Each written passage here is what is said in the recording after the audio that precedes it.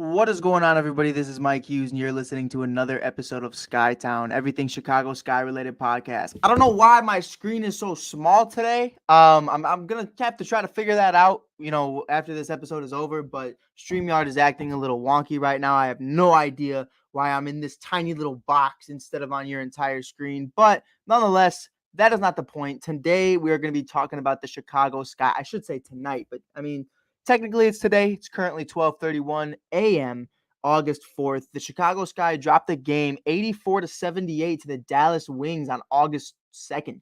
I don't know.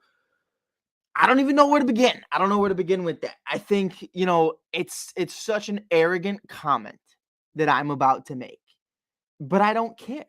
I don't care. And here's the thing.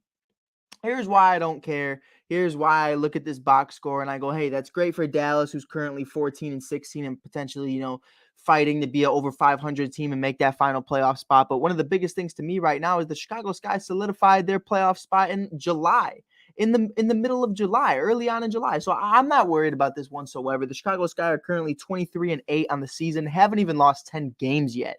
5 games left until the playoffs are kicking. There are one of three things I'd like to discuss today. One is the box score. Obviously, we break down that every single game, kind of talking about what happened and what transition. Two is the momentum moving forward. How is that going to drive them into the playoffs? How can that be a positive thing and how can that be a negative thing? One of the biggest things for me right now is, yes, it does not matter if we lose the next 5 straight. The problem is losing potentially 6 straight going into the playoffs is not good momentum. It is not good confidence. It is not good locker room chemistry, I guess you could say. Frustration will begin no matter what the record is, no matter what they are going into the playoffs.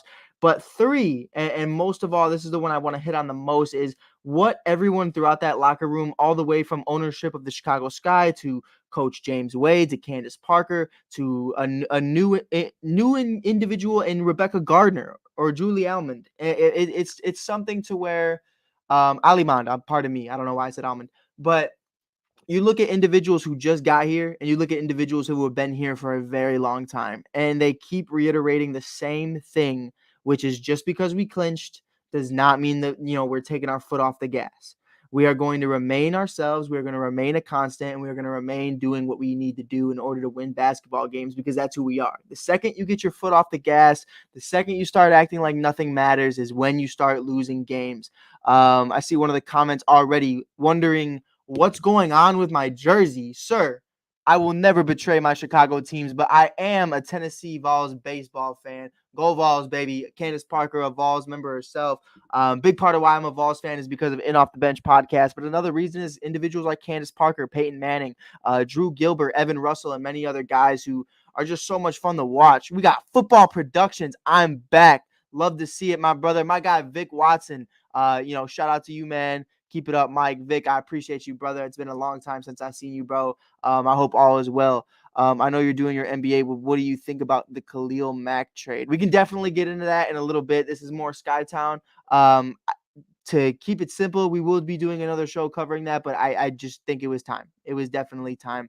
Armando, I see my boy in the cut. Thank you guys for always listening. But with that being said, we're going to get right into it. Looking at the Sky right now, losing 84-78, not a bad team. I mean, the 14-16 team, I understand they're below 500, but they're relatively a good team. I think they go really undervalued, I guess you could say. When you look at these individuals from a box score, you might not think they are the greatest players, but they do have a lot of potential. I think the Dallas Wings are an amazing individual. Megan Price, who I do Beyond the Rim with, who's a WNBA show on the All Sports All Plays Network. You can check that out on Wednesdays. We're going to be covering it. Everything playoffs, we're going to be covering it with Alana Trapp as well. So definitely be there for that. But she's reiterated to me the entire season that the Dallas Wings are a team to watch out for. And I think I take that seriously. I take that seriously when people say that, and I'll tell you why. I take it seriously because I remember being that team.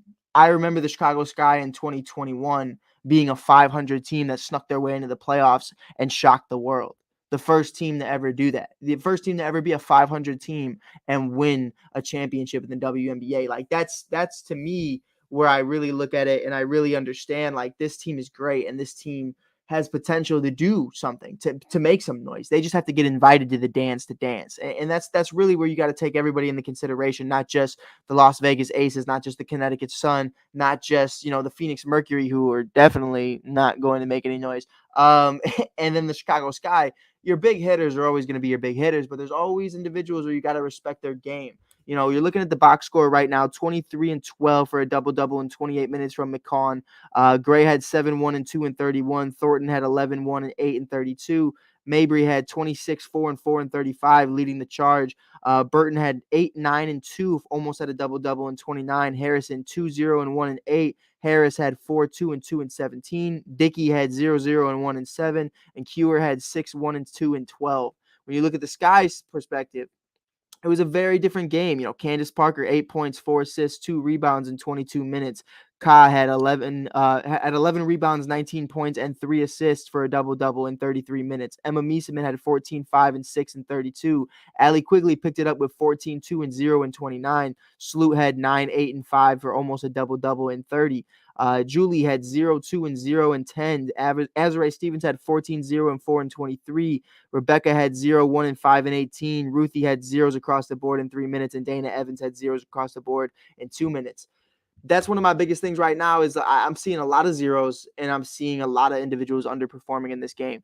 Ones that you normally can count on. Rebecca is one of those individuals that you count on. You look at Candace Parker, someone you can count on. A lot of individuals right now, it just wasn't their game. And if you listen to their, post-game interview, we don't have any footage because I didn't get a chance to actually attend this game.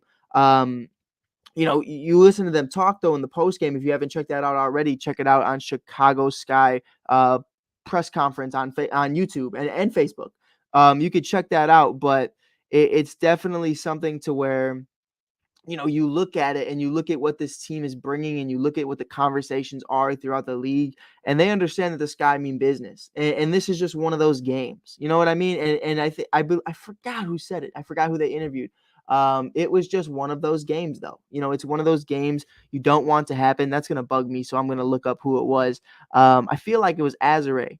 I truly feel like it was Azurá Stevens, but it's one of those games you don't want to happen, but you'd rather it happen right now than it happen in the playoffs. And I think right now everybody's tired. It's been a crazy stretch. Yeah, it was Allie Quigley and Azurá Stevens in the post-game press conference along with James Wade. But it's something right now to where I wouldn't take that too seriously. And I think right now when you really look at this team and who they can be, they are going to be one of the best in the league. And this is going to be a much shorter episode because we do have other podcasts to show. And again, it's one of those games where there's not much to talk about. It was what it was, and they need to be better. But I'm super excited about it. I'm super excited to see what this team continues to bring. There are 5 games left until the WNBA playoffs, ladies and gentlemen. I am super excited about it. We are going to be at every single game possible. I'm super excited about it, like I keep reiterating. But we're going to get out of here really quick. I'm not going to hold too many of your guys' time. Again, we're doing all Sky recaps. That was the recap of this game. Not to sound like a sore loser, but there really wasn't anything to talk about. I'm not disappointed with anybody. I'm not upset with anybody. I just understand that it's one of those games. They just had one of the craziest stretches in quite some time. They're about to be on a 4-game home game stretch, and that's crazy as well to recap to cap off the season. Before we get out of here, I do want to say at the beginning of this episode, not only did we have free BG, but we also had an RIP to not only the late and great Hall of Famer and 11-time champion Bill Russell, but one of the greatest commentators that ever walked this earth in Vin Scully. I mean, it's one of those situations to where I'm not saddened because you understand, Bill Russell being 88 years old and Vin Scully being 94, they lived full lives and they lived it to the fullest, man. And it's just such a great thing to watch those guys just truly change this world. And watching what Bill Russell did for the racial barrier in the NBA and watching how Vin Scully just changed the game of baseball from a commentary standpoint and really just was involved in everybody's homes and was a huge part of Jackie Robinson and his legacy as well, if you don't recall. And I think that's something for me I'll never forget it, and I'll never forget those guys. So just one, tip of the hat for them. When is your next stream? We will be going streaming probably right after this, to be honest. But we'll see. We'll see what happens. I'm going to try to fix this screen first. But with that being said, thank you guys for listening. As always, this is Mike Hughes from the All Sports All Plays Network, from Mike on the Mic podcast. You can follow me anywhere below. And with that being said, I appreciate you guys for all being here. I appreciate you guys for tuning in. And I promise you, next game, we are definitely going to have more Sky to talk about, because there just wasn't really anything that went on that game. But with that being said, again, until next time, this is Mike Hughes from Mike on the Mic. Peace. Be safe. All sports, all plays. All sports, all plays. All sports, all plays.